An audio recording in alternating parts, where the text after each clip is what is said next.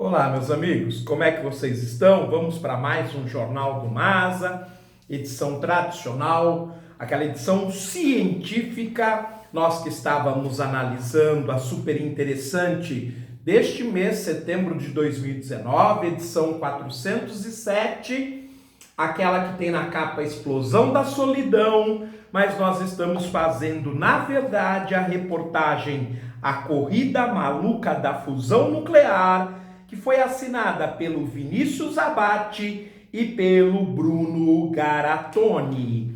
Nós que estávamos dando as características das reações nucleares, primeiro falamos da fissão nuclear, hoje vamos falar da fusão nuclear. Então, se você assistir o programa anterior, dá para você comparar, já que eu vou utilizar os mesmos critérios.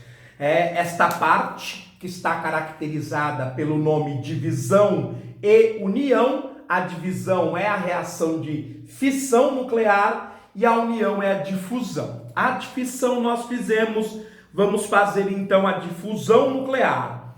O combustível, o principal ingrediente é o deutério, quer dizer, um isótopo, uma variação do hidrogênio. O hidrogênio simples, chamado de prótio ou monotério, ele é formado por um próton no núcleo e um elétron girando ao redor dele. Já o deutério, ele tem um núcleo um pouco mais elaborado. Ele tem um próton, mas tem um nêutron junto com ele e ao redor nós temos um elétron.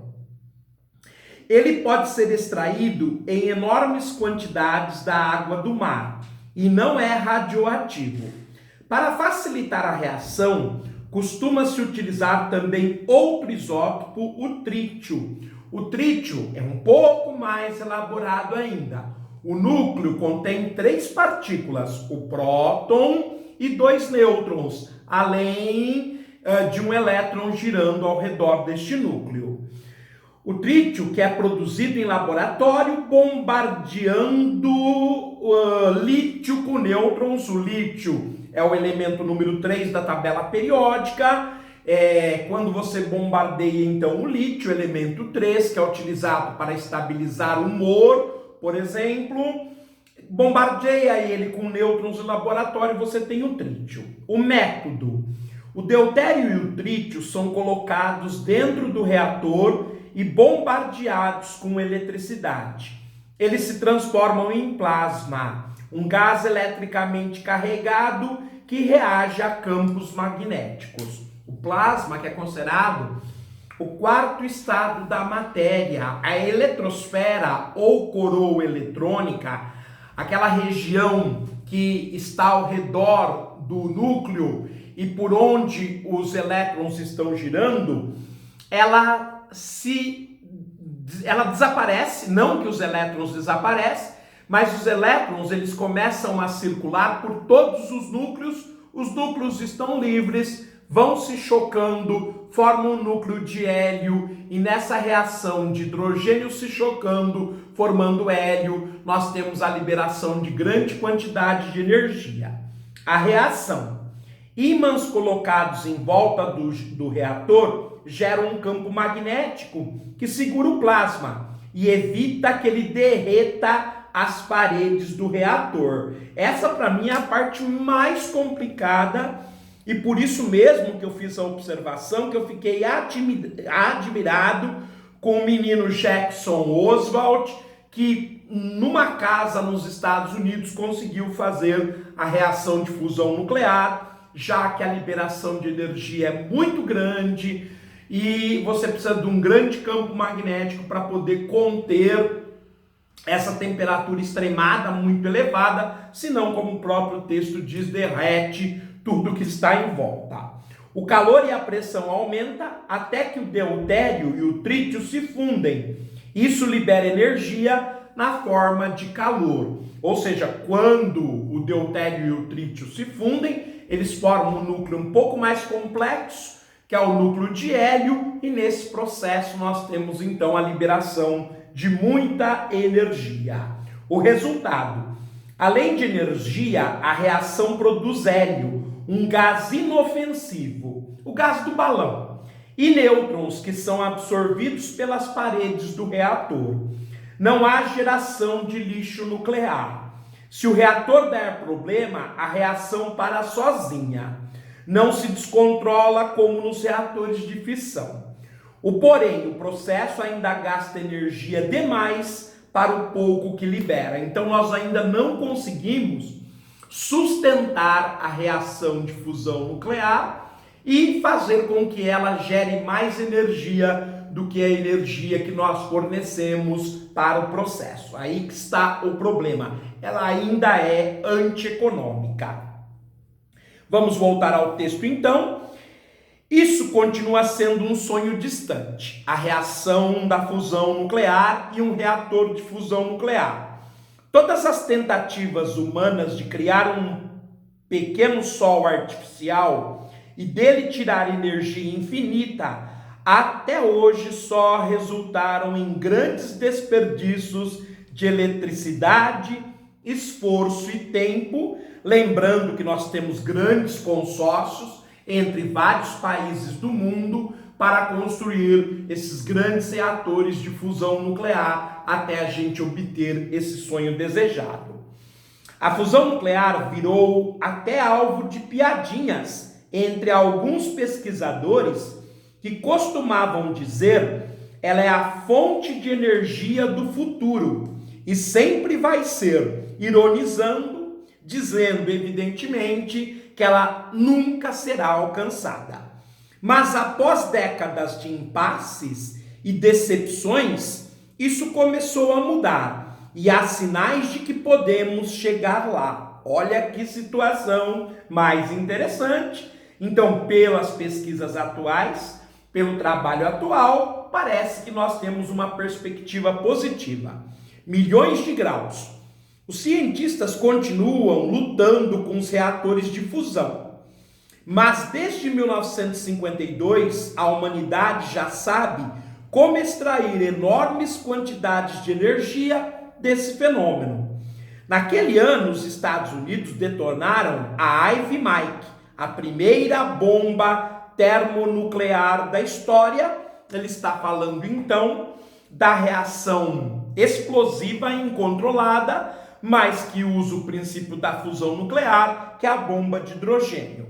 As bombas atômicas tradicionais, como as que foram jogadas em Hiroshima e Nagasaki, em agosto de 1945, são de fissão nuclear. Explodem devido a uma reação em que os átomos de algum elemento pesado, urânio ou plutônio, se quebram de forma intensa e descontrolada. Aliás, esses dois elementos químicos foram utilizados justamente por duas bombas atômicas. A de Hiroshima, 6 de agosto de 1945, usava o urânio-235 e levava o apelido de Little Boy. Já que a alvejou Nagasaki 3 dias após, no dia 9 de agosto de 1945, era uma bomba igualmente de fissão nuclear, mas usava o plutônio-239. Pessoal, a bomba termonuclear é diferente. Dentro dela há uma bombinha atômica de fissão que funciona como espoleta esquentando o material que será fundido. Ela explode e comprime o segundo estágio da bomba, que está cheio de deutério e trítio, isótopos, ou seja, variações do hidrogênio, com um ou mais nêutrons ligados a um próton solitário. Eu já comentei com vocês a diferença do próton monotério, do átomo de hidrogênio simples, com o deutério e o trítio. Espremidos pela pressão, esses dois elementos se fundem e geram uma explosão muito maior. A bomba russa Tsar, maior artefato termonuclear já construído, tinha potência de 50 megatons, 3.000 vezes mais que a bomba de Hiroshima. Esta bomba que foi testada no norte da antiga União Soviética, país que não existe mais, desde 1991, no arquipélago ártico de Novaya Zemlya, que aqui a gente chama de Nova Zenliá. Foi feito o teste no dia 30 de setembro de 1961. O texto diz que foram 50 megatons, mas você vai encontrar em outras fontes 60 megatons. Foi a maior explosão nuclear da história. Para que vocês tenham uma noção, a onda de choque dela deu 2,5 voltas completas na nossa atmosfera, e todos os sismógrafos da Terra registraram o impacto da bomba. Mas explodir uma bomba é completamente diferente de manter a fusão nuclear em níveis controlados e por longos períodos dentro de um reator. Há uma série de desafios envolvidos. Esses desafios nós deixaremos para o próximo programa, em que voltaremos a falar sobre a fusão nuclear. Agora nós vamos trocar para analisar uma reportagem que nós já tínhamos começado com a revista Galileu deste mês, setembro de 2019, edição 338, em que nós estávamos analisando Dou-lhe uma, dou-lhe duas, aprovado, da Nayara Albuquerque, em que nós estávamos falando sobre a liberação de agrotóxicos. Se você é contra a liberação e acha que é um veneno, ou de defensivos agrícolas, se você é a favor. Pois bem, gente, então vamos continuar a análise, já que é uma análise extremamente importante. Está em debate, em franco debate, se a liberação feita pelo atual governo é importante ou não para o agronegócio. Há uma parte em destaque, bem no meio das duas páginas, chamada Remédio ou Veneno. A Anvisa adota novos critérios e apenas substâncias que trazem risco iminente de morte são classificadas como extremamente tóxicas e, consequentemente, proibidas, como era antes do governo Bolsonaro. O agrotóxico, antes do governo, era classificado em 4 tipos. Se você, ao adquirir um agrotóxico, se ele tivesse a tarja verde, ele era considerado de nível 4, pouco tóxico. O máximo é irritação leve na pele. Se a sua escolha fosse por um agrotóxico com tarja azul, ele era do nível 3, medianamente tóxico, irritação moderada na pele. Você está vendo, mesmo que o de tarja verde pouco tóxico, quanto de tarja azul moderadamente tóxico, eles provocam irritação na pele. Se você optou por um defensivo agrícola de tarja laranja, ele é do nível 2. Altamente tóxico, irritação severa na pele. E o máximo que você poderia adotar, se é que estivesse à venda, legalmente não, era o de tarja vermelha, do nível 1, extremamente tóxico, causa ulceração ou corrosão na pele. Este estava vetado do uso comum. E como é agora, após a pressão do atual governo sobre a Anvisa para reclassificar? Antes, eles eram classificados em 4 categorias, agora eles são classificados em 6 categorias. Os de tarja verde são livres, não classificado, produto não classificado, então você pode consumir à vontade, pode ter até em casa se quiser para matar seu capim, sua grama. Os 5 Você tem o 5, que é o azul claro, é improvável de causar dano agudo, pode ser perigoso se inalado, ingerido ou em contato com a pele. Então, você, ao aplicar esse de tarja azul claro, tem que tomar cuidado para não cheirá-lo, engoli-lo ou colocar em contato com a pele e ele pode ser usado. Aí você tem o azul escuro, o de nível 4, que é pouco tóxico, nocivo em contato com a pele ou inalado. O laranja passou a ser de categoria 3. Ele era anteriormente de categoria 2, era altamente tóxico. Com a reclassificação, ele foi para a categoria 3, moderadamente tóxico. Não causa morte em contato com a pele ou inalado, mas já existe um risco de morte. Aí nós temos dois vermelhos. O vermelho mais claro, tarja vermelho mais claro, de categoria 2, altamente tóxico, fatal em contato com a pele ou inalado em doses maiores. Este já mata. Este é muito perigoso. E temos o vermelho escuro de categoria 1, extremamente tóxico, fatal em contato com a pele ou inalado em pequenas doses.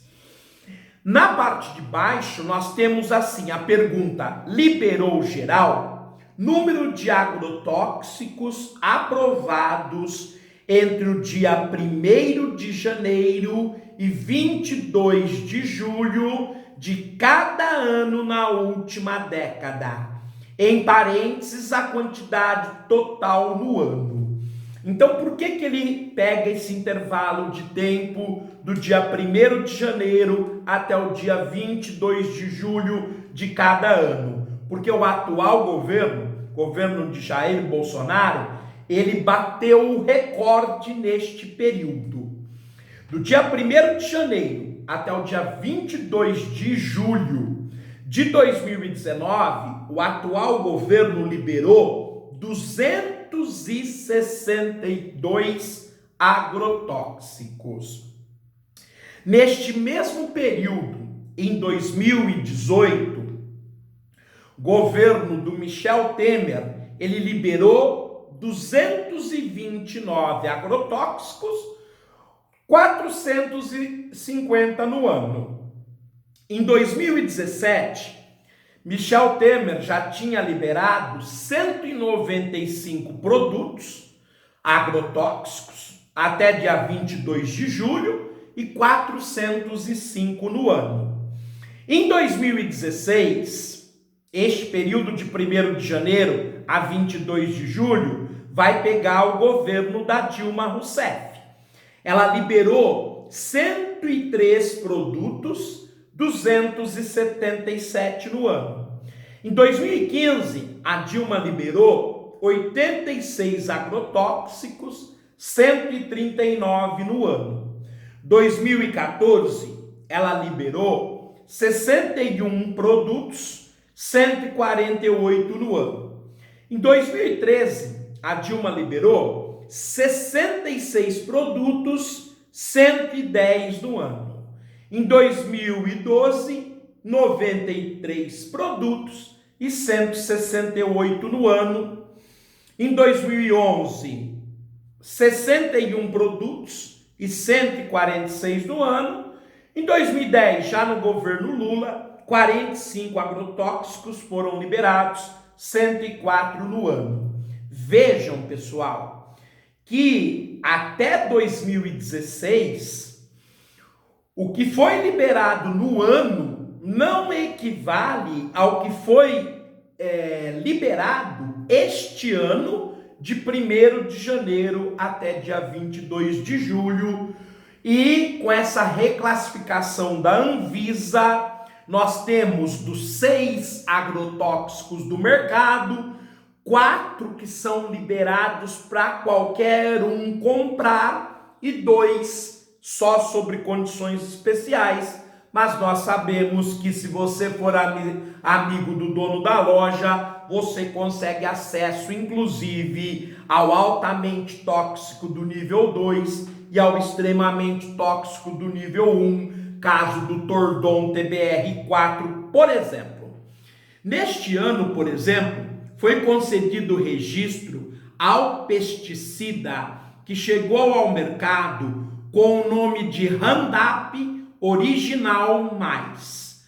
Acompanhe ao longo das páginas que a gente vai ler as características de alguns desses agrotóxicos liberados. Então a gente vai, fazer uma série deles. Aqui nós temos vários. Vamos falar então deste que foi liberado este ano. Roundup Original Mais. Ingredientes ativos: o glifosato e o sal de diamônio. É o glifosato que está trazendo os grandes problemas, porque ele foi proibido na Europa.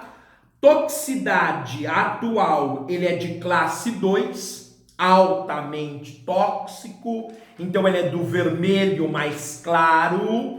O altamente tóxico, ele é fatal em contato com a pele ou inalado. Então, muito cuidado com o Roundup Original Mais, que está liberado.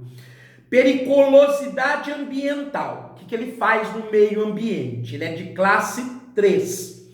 Produto perigoso no meio ambiente, porque ele é sistêmico. Ele pode contaminar solo, lençol freático, o ar e também a água dos rios e lagos, além de contaminar mananciais.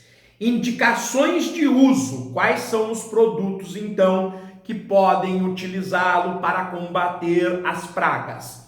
O algodão, arroz, café, cana-de-açúcar, eucalipto, milho e soja. Então, não será difícil, se você for até uma propriedade rural que está ligada à produção desses produtos, vou repeti-los: algodão, arroz, café, cana, eucalipto, milho e soja, e encontrá-lo sendo utilizado para combater as pragas. Então, ao longo da nossa leitura e dos nossos comentários, nós vamos sempre trazendo um agrotóxico importante para que você conheça, inclusive com a toxicidade, a periculosidade ambiental e as indicações de uso.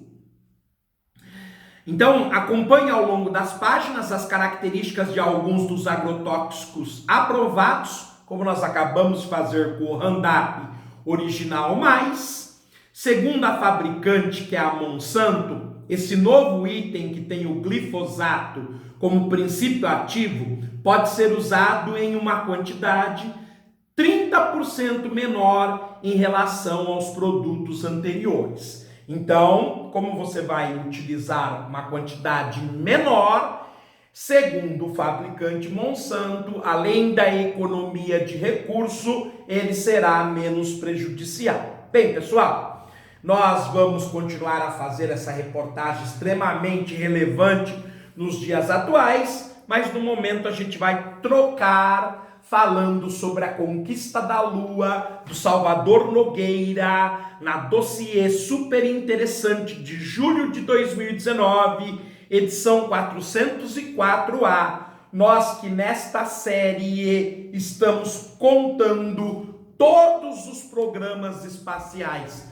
soviéticos e americanos desde o início até os dias atuais. E nós estávamos com a Apollo 11, já começamos a analisá-la. Então vamos lá, vamos à Lua junto. Na verdade, nós já descrevemos os aspectos iniciais. Essa mesma solenidade foi solicitada dos astronautas na hora de batizar suas espaçonaves.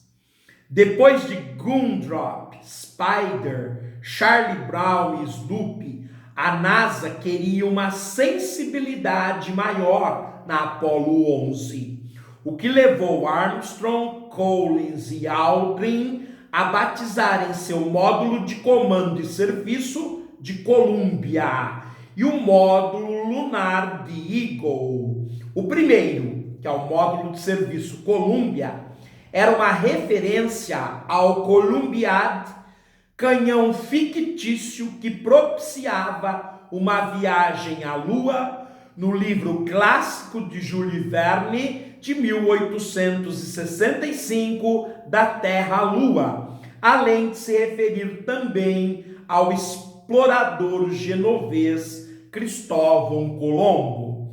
Já o segundo, a águia ou Eagle, remetia ao animal símbolo dos Estados Unidos, representado também no emblema da missão. Os astronautas decidiram não colocar os próprios nomes na figura com o intuito de sinalizar que a humanidade toda estava representada pela Apollo 11. Antes de prosseguirmos, vamos dar então um breve perfil dos 3 astronautas que fizeram essa viagem histórica. Neil Armstrong, o comandante, segunda missão, segundo voo, vejam ele na foto, ele que viveu de 1930 até 2012, portanto 82 anos, o mais famoso astronauta da história da exploração espacial, nasceu em Wapakoneta, Ohio, e formou-se em engenharia aeronáutica pela Universidade de Purdue. Armstrong passou algum tempo como aviador na Marinha Americana antes de deixar a carreira militar e se tornar piloto de teste para a NACA, organização aeronáutica anterior à NASA. Nessa função, ele pilotou o avião foguete X-15, capaz de realizar voos suborbitais, atingindo 7.600 km por hora e altitude superior a 150 km. E foi selecionado para a NASA na segunda turma de astronautas em 1962. Vamos fazer o perfil de Michael Collins, o piloto do módulo de comando. Observem então a foto de Michael Collins. Ele nasceu em 1930, está vivo ainda, inclusive fez parte das comemorações este ano dos 50 anos do pouso do homem na Lua. Nascido em Roma, Collins foi o segundo filho de um oficial do exército americano estacionado na Itália. Interessado pela carreira militar, ele preferiu a Força Aérea para evitar acusações de nepotismo, já que o pai, como a gente acabou de ver, era oficial do exército americano. Entrou para o grupo de astronautas com a terceira turma, a de 1963. Chegou a ser escalado para a tripulação daquela que seria a Apollo 8, mas um problema cervical, ou seja, na coluna, o tirou da missão. Neste caso, ele deu sorte. Ele não orbitou a Lua pela primeira vez, como no caso da Apollo 8, mas a orbitou inúmeras vezes até que, evidentemente, os seus companheiros descessem na superfície da Lua. E, por fim, Buzz Aldrin, outro astronauta que está vivo. Buzz, piloto do módulo lunar, também nasceu em 1930, nascido em Nova Jersey. Edwin Eugene Aldrin Jr. se formou na Academia Militar de West Point em 1951 como engenheiro mecânico. Na Força Aérea realizou 66 missões de combate durante a Guerra da Coreia. Entre 1959 e 1963, fez doutorado em astronáutica pelo Instituto de Tecnologia de Massachusetts, o famoso MIT, na esperança de virar astronauta. Seu apelido favorito sempre foi Buzz, modo como a irmã mais nova o chamava. Hoje seu nome é oficialmente Buzz Aldrin. Então fizemos o perfil dos 3 astronautas. Também coube à NASA definir o local de pouso designado para a missão a partir de 5 sítios previamente selecionados com imagens de satélite capturadas pelas missões não tripuladas.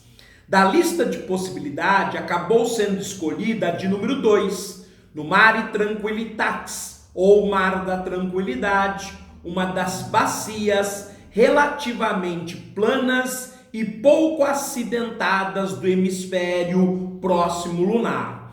Em sua missão de quase pouso, a Apollo 10 sobrevoou a região a apenas 15 quilômetros de altitude e considerou o local adequado para a tentativa. Para encerrar o programa de hoje, vamos dar uma observada nessas 3 fotos. Observem as 3 fotos. A primeira, Aldrin na fotografia mais famosa da Apollo 11, feita pelo Neil Armstrong. A número 2, o módulo Eagle retorna da superfície lunar depois de 21 horas. E a 3, uma das poucas fotos de Armstrong na Lua, já que ele era o comandante, ele então fazia as fotos e é claro que o fotografado era o Buzz Aldrin, aquele está de costas, recolhendo o material que ele coletou na superfície lunar. Pois bem, gente, ficamos por aqui, tudo de bom, forte abraço, até a próxima, tchau.